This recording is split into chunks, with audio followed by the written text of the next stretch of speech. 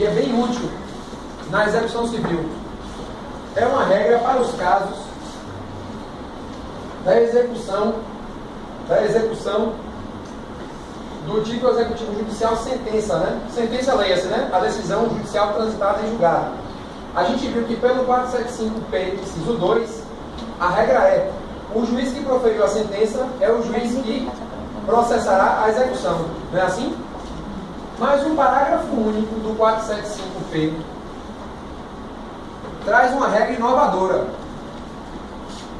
Ela diz o seguinte: além de ser do juízo que proferiu a sentença, a execução vai poder ocorrer no novo domicílio do executado,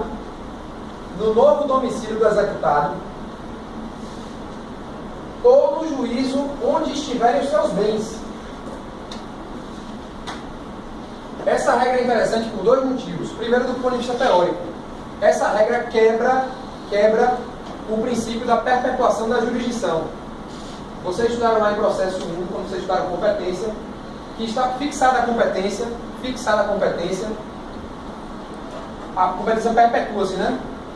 Aquele juiz será o juiz competente até o fim do processamento da causa, salvo o reconhecimento de uma incompetência absoluta. Mas fora isso, a competência não será alterada. Essa regra do 475P, parágrafo único, quebra com essa ideia de perpetuação da jurisdição. Então, do ponto de vista teórico, tem essa situação interessante. E do ponto de vista prático, é importante por quê? Porque facilita a execução civil e, portanto, a efetivação dos direitos. Por que facilita? Imagine que eu e Heitor litigávamos num processo civil. Eu e Heitor. Era uma ação de cobrança que eu movi contra Heitor. Pense numa ação de cobrança, né? Que tem segue o rito do processo de conhecimento. Digamos que eu venci a ação contra Heitor e vou iniciar a execução civil. A decisão transitou em julgado, eu vou iniciar a execução civil. Digamos que no curso do processo, que pode demorar, vocês sabem disso, que pode demorar, Heitor não apenas enriqueceu, como enriqueceu em outro local. Digamos que Heitor começou a fazer negócios na cidade de Aracaju e no estado de Sergipe. E ele hoje é um homem rico e que mora lá, né? Ele começou a fazer negócio lá e foi morar lá. O que a regra do 475P permite é uma causa entre eu e Heitor, cuja competência originalmente era na comarca de Salvador, numa vara civil, eu posso processar a execução em Aracaju. E por que é que isso facilita a execução? Porque se Heitor e os bens dele estão lá, a chance de eu efetivar o meu direito com maior velocidade é muito maior, né? É muito maior. Vai esperar os atos do juiz aqui para solicitar o juiz de lá. Ao juiz de lá. Eu vou acabar com isso, né? Claro que a parte vai ter um custo, né? Porque vai ter que processar a ação dele no outro local. Mas, às vezes, vale a pena, inclusive financeiramente, por conta da velocidade. E se o exemplo for esse que eu dei mesmo, você trocar a justiça baiana pela justiça sergipana, você se armou, né? Porque a justiça sergipana, civil comum, é muito boa do ponto de vista da velocidade, né? A nossa é muito ruim do ponto de vista da velocidade. A nossa é muito ruim do ponto de vista da celeridade. Tá? Então, dito isto, a gente acabou o tema competência na execução civil. E vamos agora para os pressupostos da execução civil.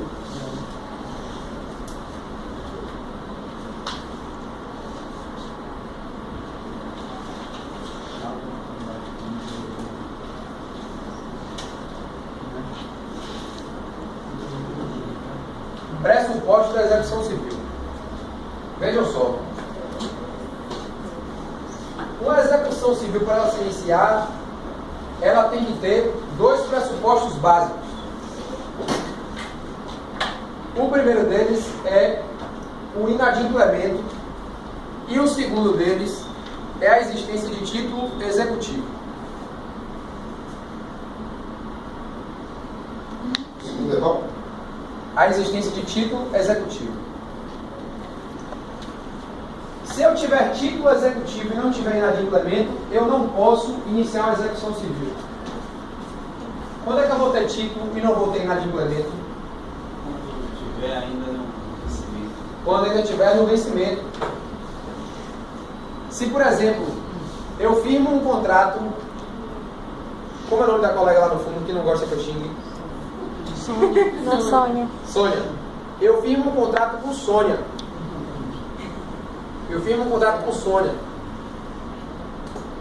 Esse contrato é um contrato assinado por duas testemunhas. A gente vai ajudar daqui a pouco, vocês vão ver que isso é um título executivo. Tá? E o contrato estabelece que eu pagarei a Sônia R$3.000 até o dia 25 de setembro. Existe título executivo? Existe, né? Eu disse a vocês, né? É um documento assinado por duas testemunhas que é título executivo. Existe inadimplemento? Não, né? Hoje é que dia ainda? 4 ou 5? 5 de setembro. Então não pode ter execução civil. O inverso também é verdadeiro. Se tiver inadimplemento e não houver título executivo, também não haverá execução civil. Não haverá execução civil. Você quer ver uma coisa?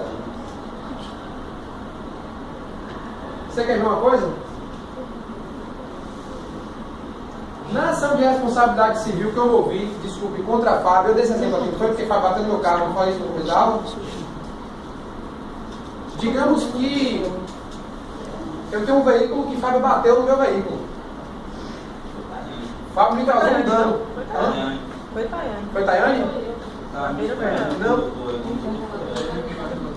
Não, dela foi um seguro, não foi não?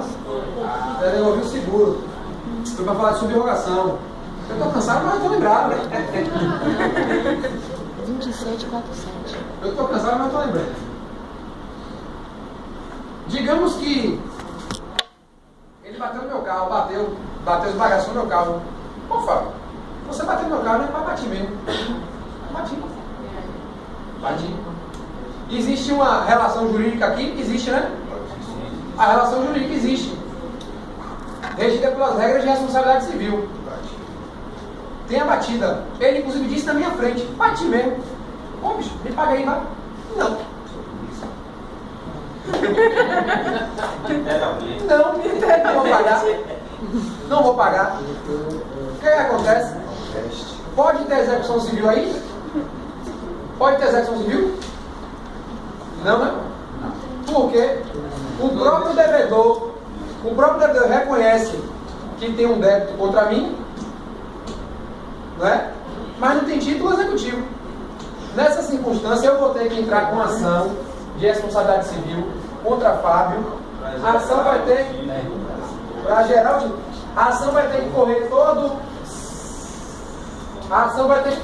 o rito da fase de conhecimento. Para quê? Para que se certifique que Fábio realmente é responsável pelo acidente e deve me indenizar em R$3.000 por conta da batida.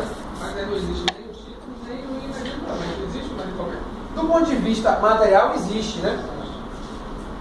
Mas ele só vai se tornar mesmo inadimplemento se você reconhecer, né? Eu dei um exemplo aqui que você até reconheceu faticamente. Mas se houvesse resistência da sua parte, não haveria nem inadimplemento. Resistências não constam de não assumir, né? Nem isso haveria. Mas você quer ver um caso que tem inadimplemento claro e mesmo assim não tem título? Eu assino um contrato, eu e você, que não tem a subscrição de duas testemunhas. Nesse contrato, eu me obrigo a lhe entregar uma coisa e você me obriga a dar dinheiro. Eu entreguei a coisa e você não me pagou o dinheiro. Do ponto de vista do direito material, tem inadimplemento, mas não há título, né? Um contrato particular assinado somente pelas partes não é um título. Professor, no caso do Carlos, o simples fato dele assumir já gera um inadimplemento? O simples fato dele assumir bater já gera um inadimplemento? Gera, do ponto de vista material, sim. Para o processo, não, né? No processo, você teria que ter um processo para que o juiz certificasse isso. Agora, o inadimplemento não é um problema processual, é um problema de direito material. Tá? E o processo só surge se houver resistência dele em pagar. Não é? Porque se ele de bom grado chegasse, não, eu bati mesmo e vou pagar. Divide 2 vezes, eu divido, vai, beleza. Entendeu? Então os dois pressupostos da execução civil. Nesse caso aqui, se é um contrato assinado só por mim e por Fábio, que não tem assinatura de 2 testemunhas, eu vou ter que entrar com um processo, mas ele não vai poder ser de execução. Eu vou ter que entrar com um processo de conhecimento, né, um processo que vai ter uma fase prévia de conhecimento, para que um juiz certifique que realmente aquela obrigação contida num contrato particular existe, tá? Para a partir daí, essa sentença, depois de esgotar todos os recursos, se tornar um título executivo judicial. Então lembre-se, para que haja uma execução civil, deve haver inadimplemento e título. Inadimplemento, vamos falar primeiro um pouquinho de inadimplemento. Bote aí, primeiro pressuposto da execução civil, inadimplemento. O inadimplemento é um problema de direito material, né? O inadimplemento se verifica como uma obrigação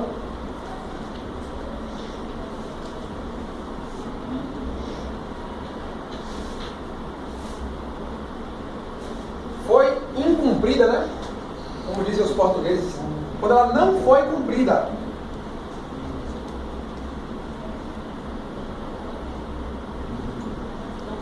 Não foi cumprida, diz respeito ao prazo, né?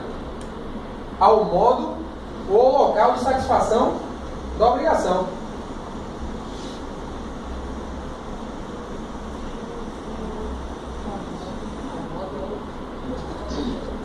Repito, o inadimplemento é o não cumprimento da obrigação em seu modo, prazo ou local.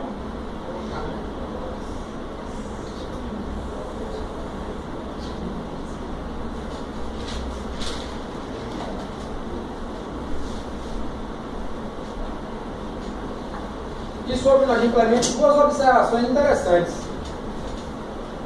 A primeira é a seguinte.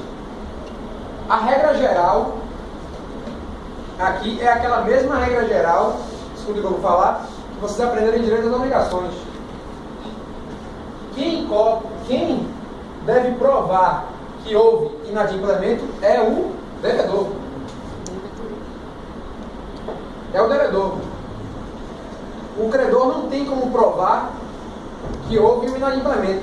Ele afirma que houve um inadimplemento. Mas a prova quanto ao adimplemento, né, ao cumprimento ou não cumprimento, é o devedor. Por exemplo, no contrato meu e Fábio, como é que eu vou à justiça e provo que Fábio não me pagou? Né? Fábio é que terá condições de, se tiver pago, provar que pagou, né? Paguei, está aqui o recibo, está aqui a transferência bancária. Tá? Então a regra é aquela mesma regra que vocês já aprenderam em direito das obrigações. Isso é um caso de inversão.